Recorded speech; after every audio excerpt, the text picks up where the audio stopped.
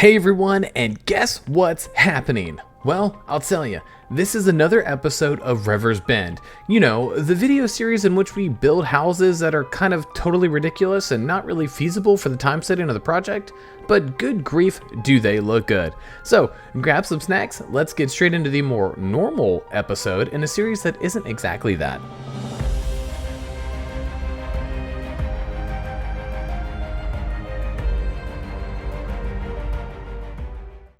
Alright everybody, so in today's video we actually made a tannery for Rivers Bend. Now I know what you're thinking, and that's why. This is a super fancy and wealthy area, so why wouldn't they just kind of import whatever they needed, whether it be like, you know, anything with hides, food, whatever? Well, the simple answer is money. Okay? Why pay for outside orders when you can make a custom request and it be filled as quickly as humanly possible by the guy right down the street from you? Now, the people of Rivers Bend are accepting of the tannery because it provides a service that is convenient and locally owned. Remember, I said money, profit, the stuff that makes the world go round, okay? Now, in history, let's go into that a little bit. In history, a tannery is a really gross place. Okay, medieval tanners used ingredients like urine from cows and sheep and even sometimes people, and waited for it to turn into ammonia so that it could soften animal hides and to be easier to work with. It pretty much helped break down some of the connections between like any tissues or anything like that with the actual pelt of the animal, and it made it a little bit more malleable and able to work with it over time. Now, they also use something called tannin, which could also be made from certain barks and plant leaves. Now, this is just one step in a long list in order to make anything from garments to rugs and anything pertaining to this skill set. Now, medieval tanneries were pretty much known for being a miserable place to work because of all of the chemicals and the nastiness that was involved there, but they did serve a crucial component when it comes to trade and provided the materials that kept people alive. Obviously, clothing and things like that, okay? Like, I mean, you had to have a rug for your bed, or not a rug, I'm sorry, a pelt for your bed and things like that if you could afford it. Now, the tannery in this episode was actually made using a less luxurious look than the rest of Rivers Bend, but that was definitely an intentional choice. It doesn't need to be as fancy or wealthy looking as the rest of the town because it was built for one purpose and one purpose only. Now, it still looks good as it stands. I didn't build it to be ugly or anything like it. I think it still looks really good. But you'll notice in the walkthrough that Paps placed a lot of trees around the tannery. Now, this was to hide said tannery from nobles and townspeople and, you know, like fancy dignitaries coming in town or passing through, so they didn't have to view something that was quote-unquote beneath them. Now remember, Rivers Bend is a very classist area, okay? They do prefer, if you don't have money, you can pretty much get out of town and you're not welcome back. You pretty much have to have money just to really travel through. That's how classist and kind of like elitist they are, okay? That's the vibe we're going for here. Now, even though the build itself is really looked down by the locals, it's still a really beautiful area that is very decorated, especially in nature and how the tannery would be set up. And it looks mighty nifty if you ask me. Now, I just hope you feel the same way by the end of the walkthrough. But anyways, that's pretty much all I have for the time lapse. So as always, if you like the content, please consider dropping a like, subscribe, and share this video with friends, family, whoever you think would be interested in it. It does help the channel. I know I haven't posted in about like 3 weeks, and that's just because I've been busy getting into a new job, getting a new position. I'm in training, and I have some other personal stuff that I'm dealing with that has really been taking a lot of time and focus. Fret not, like, I mean, my health and everything like that is good. It's just some things with extended family that my wife and I are both dealing with. So it's taking a little bit of time and it's taking a lot of mental energy to get everything on track. But anyways, I won't get too much into that. Let's just jump straight into the walkthrough, get done with this, and so you can see it. All right, everybody, so welcome back. You remember Rivers Bend right here, the beautiful, amazing, very obnoxiously tally roofed place that we were working on all those months ago. I think the last episode was in August of 2023. It's been a hot minute, and this is where we left off, was just this bridge area.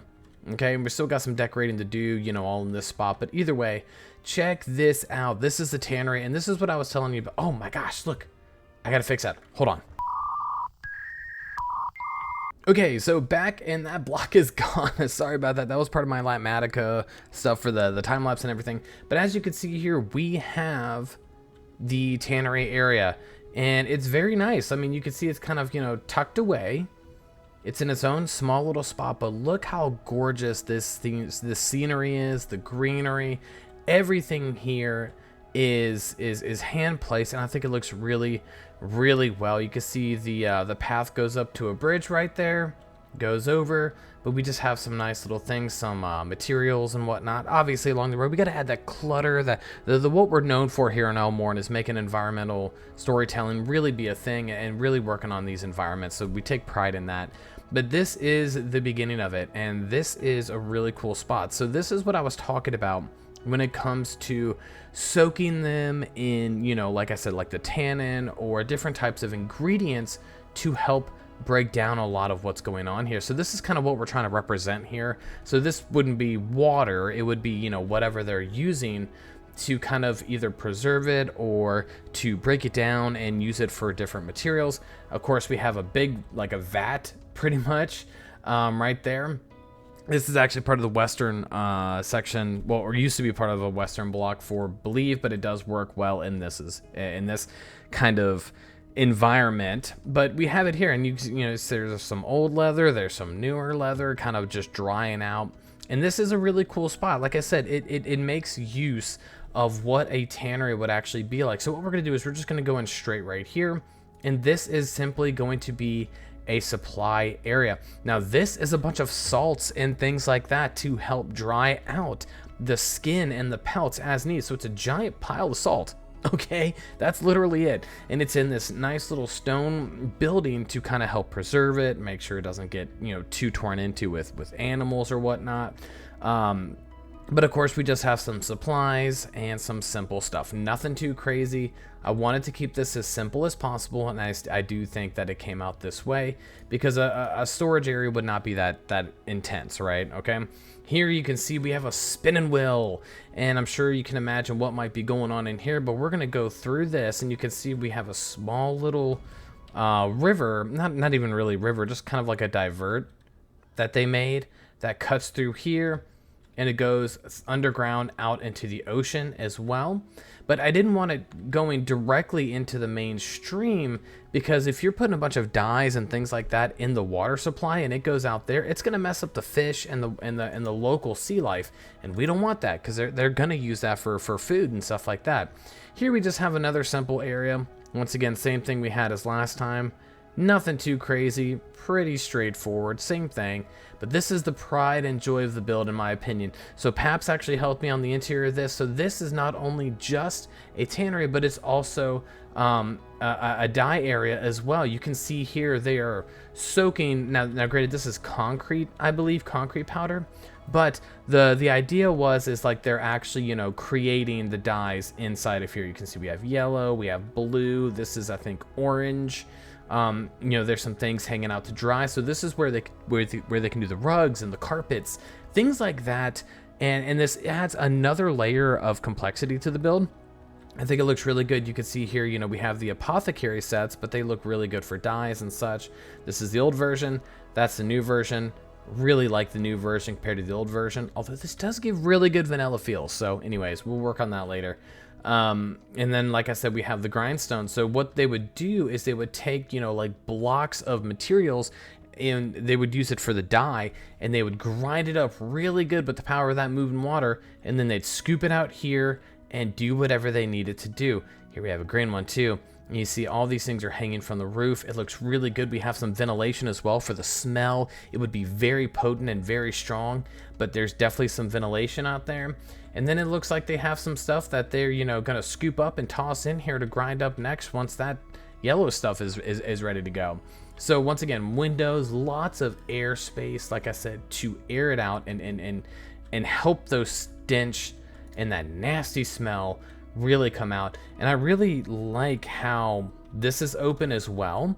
Now this is a design I've never really seen before when it comes to other Minecraft builds, or especially like a tannery. So this, I think, really sticks out, and it still maintains that Rivers Bend vibe with like the slightly peaked roof, but at the same time, it kind of has its own vibe going on, its own atmosphere.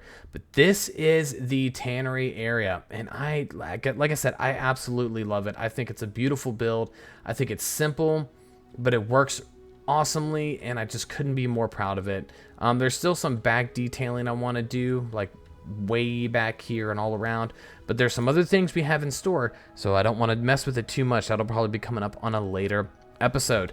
But anyways, that's about it. So thank you so much for watching. I really appreciate you being here. Thanks for tuning in, and thanks for being so patient with Rivers Bend. It's one of the more popular series. I think episode 1 has like 14,000 views, which is like one of the biggest ones for the channel. But anyways, thank you so much for tuning in. This is Legendary Porpoise signing off. I'll see you again for the next episode. Have a good day and happy gaming.